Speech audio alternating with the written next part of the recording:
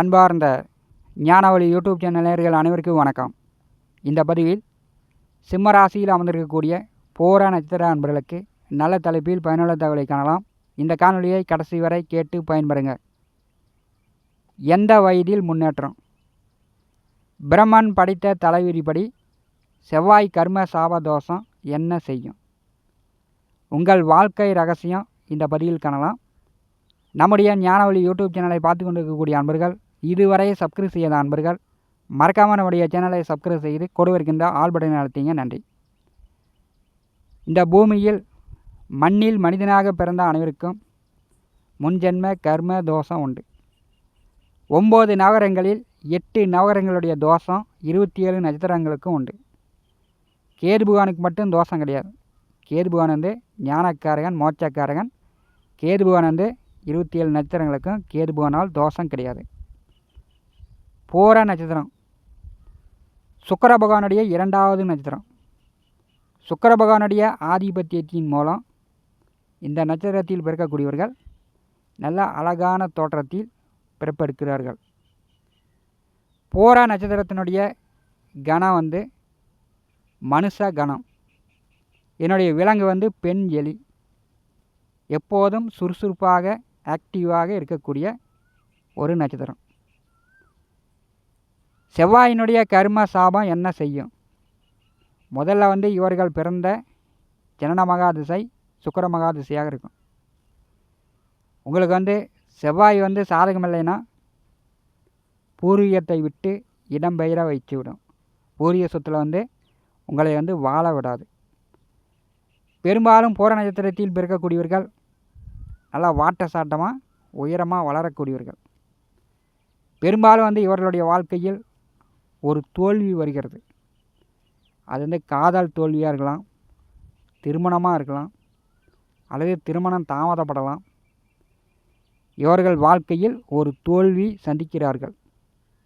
இந்த நட்சத்திரத்தில் பிறந்த பெண்கள் மிகுந்த கோபக்காரராக இருப்பார், பிடிவாதக்காரராக இருப்பார். இந்த நட்சத்திரத்தில் பிறந்த பெண்கள் ஆண்களை விட பெண்கள் வந்து மிகவும் கோபக்காரராக, பிடிவாதக்காரராக, யார் பேச்சையும் பெற்றோர்கள் பேச்சையும் கேட்க மாட்டார்கள். இந்த நட்சத்திரத்தில் பிறந்த ஆண்கள் பெரும்பாலும் அம்மா பேச்சை கேட்கக்கூடியவர்களாக இருப்பாங்க. அம்மா பிள்ளை அப்படின்னு இந்த நட்சத்திரக்காரர்களை சொல்லலாம். அம்மா மேல் அதிக பற்று பாசம் கொண்டவர்களாக பூர நட்சத்திரத்தில் பிறந்தவர்கள் இருப்பார்கள். சுக்கிர பகவான் வந்து உங்களுடைய சுய ஜாதகத்தில் நல்ல நிலையில் இருந்தார் என்றால் உங்களுக்கு வந்து ஆடம்பர வாழ்க்கை, அரசியல், பட்டம் பதவி, சொகுசு வாழ்க்கையெல்லாம் நீங்கள் வந்து இளம் வயதிலேயே ஏற்படுத்தி கொள்ளலாம். சுக்கிர பகவானுடைய ஆதிபத்தியத்தில் பூர நட்சத்திரக்காரர்கள் பிறந்திருக்கும் போது கலைத்துறையில், சினிமா துறையில், நடிகர் நடிகைகள், படம் எடுப்பது, சினிமா துறையில் ஜொலிக்கிற அமைப்பு இவர்களுக்கு உண்டு. இவர்களுடைய உள்மனதில், ஆள் மனதில் வந்து வெளியே சொல்ல முடியாத வேதனை, ஒரு துக்கம் இவர்களுக்கு இருந்து கொண்டே இருக்கும். பூர நட்சத்திரத்தில் பிறந்தவர்கள் பெரும்பாலும் 4ஆம் பாதத்தில் பிறந்தவர்கள் விருப்ப திருமணம், காதல் திருமணம் செய்யாமல் இருப்பது நல்லது. காதல் திருமணம் செஞ்சிங்கன்னா ஆசை 60 நாள், மோகம் 30 நாள்னு விவாகரத்து, பிரிவு, டைவர்ஸு, அப்புறம் 2ஆம் தார திருமணம் செய்யக்கூடிய அமைப்பெல்லாம் உண்டு. பூர நட்சத்திர அன்பர்களுக்கு உங்களுடைய சுய ஜாதகத்தில் செவ்வாயும் சுக்கிரனும் 2 கிரகமும் கூட்டணி சேர்ந்து 12 கட்டங்களில் எங்கே அமர்ந்தாலும் உங்களுக்கு திருமண வாழ்க்கை தாமதப்படுகிறது. பல இடங்களில், பல ஊர்களில் வரன் பார்த்துக்கிட்டே இருக்கிற மாதிரி காலம் கடந்து 35, 40, 45ன்னு காலம் கடந்து திருமணம் செய்யக்கூடிய அமைப்பு உங்களுடைய சுய ஜாதகத்தில் செவ்வாய் சுக்கிரன் கூட்டணி ஏற்படுத்துகிறது. செவ்வாய் பகவானுடைய கர்ம சாபதோஷம் பூர நட்சத்திரக்காரர்களுக்கு என்ன செய்யும்? உங்களுடைய சுய ஜாதகத்தில் செவ்வாய் பகவான் வந்து சாதகமில்லாமல் இருந்தார் என்றால், அதாவது சுக்கிரனுடன் செவ்வாய் கூட்டணி சேர்ந்து, சனியுடன் செவ்வாய் கூட்டணி சேர்ந்து கெட்டு விட்டார் என்றால், இளம் வயதிலேயே பெற்றோர்களுடன் தாய் தந்தைக்குள் பிரச்சனை வந்து பூர்வீக சொத்தை விட்டு வெளியில் வர மாதிரி, வேறு இடத்துல வீடு எடுத்து தங்குற மாதிரியான நிலை ஏற்படுத்திவிடும். செவ்வாய் வந்து மங்களக்காரகன், பெண்களுக்கு வந்து கலத்தரக்காரகன். பூர நட்சத்திரத்தில் பிறந்த பெண்கள் பெரும்பாலும் காதல் திருமணம் செய்யாமல் இருப்பது நல்லது. காதல் திருமணம் செஞ்சிங்கன்னா 2 தார அமைப்பை ஏற்படுத்தி விடுகிறது. காதல் திருமணம் உங்களுக்கு சவிக்கியப்படவில்லை. செவ்வாய் பகவான் மங்களக்காரகன், மங்கள தோஷத்தை ஏற்படுத்துகிறது. பூர நட்சத்திரத்தில் பிறந்தவர்கள் நீங்கள் திருமணத்திற்கு வரன் பார்க்கும்போது பெண் பார்த்தாலும் சரி, மாப்பிள்ளை பார்த்தாலும் சரி, 2வதாக பார்க்க வேண்டும். முதலாக திருமணம் செய்தீங்கன்னா நீங்கள் போய் கால் வைக்கக்கூடிய இடத்தில் மங்கள தோஷம் ஏற்படும். அவங்க குடும்பத்தில் அண்ணன் இருந்தாலும் சரி, தம்பி இருந்தாலும் சரி, அக்கா இருந்தாலும் சரி, தங்கச்சி இருந்தாலும் சரி, அவங்க குடும்ப நபர்களுக்கு திருமணம் நடக்காது. மங்கள தோஷத்தை ஏற்படுத்தும். என்னென்ன தெரியலையே அப்படின்னு அவங்க புலம்பக்கூடிய நிலையாக இருக்கும். பெண் கொடுக்குற இடத்துலையும் பெண் எடுக்கிற இடத்துலையும் 2வது 3வதாக பார்த்து கொள்வது நல்லது. செவ்வாய் பகவான் மங்கள தோஷத்தை ஏற்படுத்தி விடுவார். செவ்வாய் பகவான் சகோதரக்காரனாக இருக்கும்போது அண்ணன் தம்பியிடம், உடன் பிறந்தவரிடம் ஒற்றுமை இல்லாமல் இருக்கிறது, அல்லது அண்ணன் தம்பி ஆண் வாரிசு இல்லாமல் இருக்கக்கூடியதையும் பார்க்க முடிகிறது. பெண் வாரிசு மட்டும் அக்கா மட்டும் இருப்பாங்க. பூர நட்சத்திரத்தில் ஒரே ஆண் குழந்தை மட்டும் பிறந்திருக்கும். பூமி, நிலபுல சொத்துக்கள், வீட்டு மனையோ வீடு கட்டுவதோ இவர்களுக்கு காலதாமதம் ஏற்படும். ஒரு வீட்டு மனை வாங்கி போட்டாங்கன்னா ஒரு 4-5 வருஷம், 10 வருஷம், 15 வருஷம் கழித்து வீடு கட்டுற மாதிரியான நிலை பூர நட்சத்திரக்காரர்களுக்கு ஏற்படும். பூர நட்சத்திரம் சிம்மராசியில் அமர்ந்திருக்கிறது. 4ஆம் வீட்டிற்கும் 9ஆம் வீட்டிற்கும் செவ்வாய் பகவான் அதிபதி. பூர நட்சத்திரத்தில் பிறந்தவர்களுக்கு 4வதாக செவ்வாய் மகா திசை வரும். இந்த செவ்வாய் மகா திசையில் பெரும்பாலும் பெண்கள் திருமணம் செய்யக்கூடாது. அப்படியே திருமணம் செஞ்சிட்டிங்கன்னா உங்கள் மாமனார் மாமியாரிடம், நாத்தனாரிடம் நீங்கள் சண்டை போடாமல் கொஞ்சம் அனுசரித்து விட்டு கொடுத்து போகணும். ஆத்திரப்பட்டு அவசரப்பட்டு கோவப்பட்டு நீங்கள் அவர்களிடம் சண்டை போட்டுட்டு இருந்தீங்கன்னா உங்கள் வாழ்க்கை பிரிஞ்சு போயிடும்.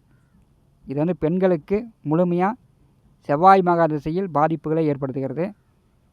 முதல் குழந்தை பிறந்தவுடன் கணவன் மனைவிக்குள் பிரிவை, கோர்ட்டு கேஸு, வழக்கு வெள்ளங்கம், இப்படி சட்ட சிக்கல்லையும் கொண்டு போய் விடுகிறது. இதில் நீங்கள் செவ்வாய் மகா திசை நடக்கக்கூடிய பெண்கள் கவனமாக இருக்கணும்.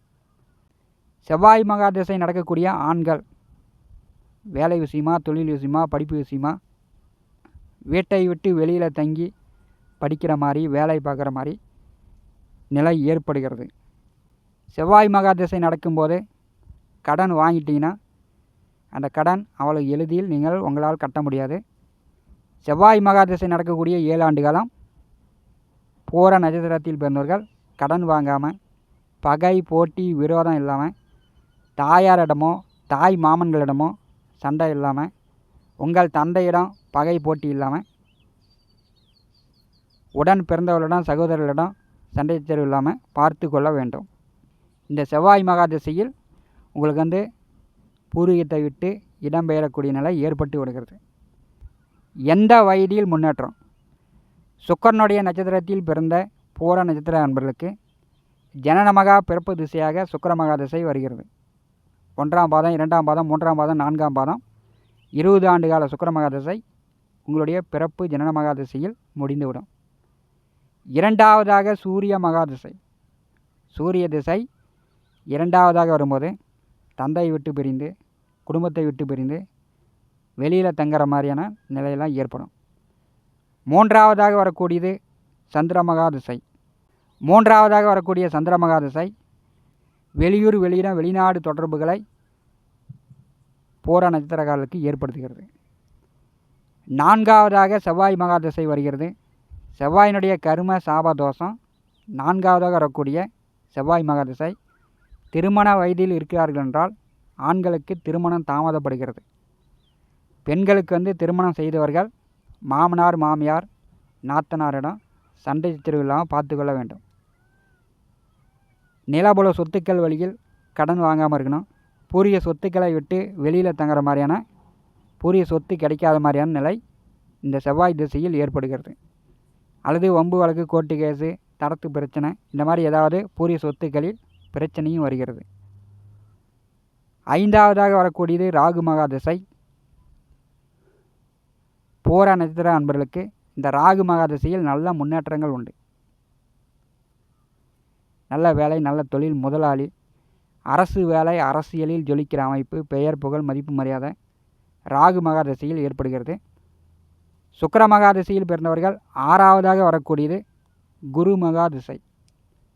குரு உங்களுக்கு 5ஆம் வீட்டிற்கும் 8ஆம் வீட்டிற்கும் அதிபதியாக இருக்கும்போது குரு மகாதசையில் உடல் ஆரோக்கியத்தில் கவனம் எடுத்துக்கொள்ள வேண்டும். தங்க நகை ஆபரணம் எடுக்கலாம். உங்களுடைய கல்யாண வாழ்க்கையில், திருமண வாழ்க்கையில் சண்டை சச்சரவு பிரச்சனை இல்லாமல் உங்கள் மகள் பிள்ளைகளிடம் விரோதம் இல்லாமல் பார்த்து கொள்ள வேண்டும். பெரும்பாலும் பூர நட்சத்திரத்தில் பிறந்தவர்களுக்கு ராகு மகாதசையும் குரு மகாதசையும் நல்ல முன்னேற்றங்களை கொடுக்கிறது. இந்த காணொலியை பற்றி உங்களுடைய மேலான கருத்துக்களை நம்முடைய கமெண்ட் பாக்ஸில் பதிவு செய்யுங்கள். நம்முடைய ஞானவழி யூடியூப் சேனலை பார்த்து கொண்டிருக்கக்கூடிய அன்பர்கள், இதுவரை சப்ஸ்கிரைப் செய்யாத அன்பர்கள் மறக்காமல் நம்முடைய சேனலை சப்ஸ்கிரைப் செய்து கூட இருக்கின்ற ஆல் பட்டன் அழுத்துங்க. தினந்தோறும் நம்முடைய சேனலில் ஜோதிட பலன்கள் பதிவிடப்படும். உடனுக்குடன் பார்த்து பயன்பெறுங்கள். நன்றி, வணக்கம்.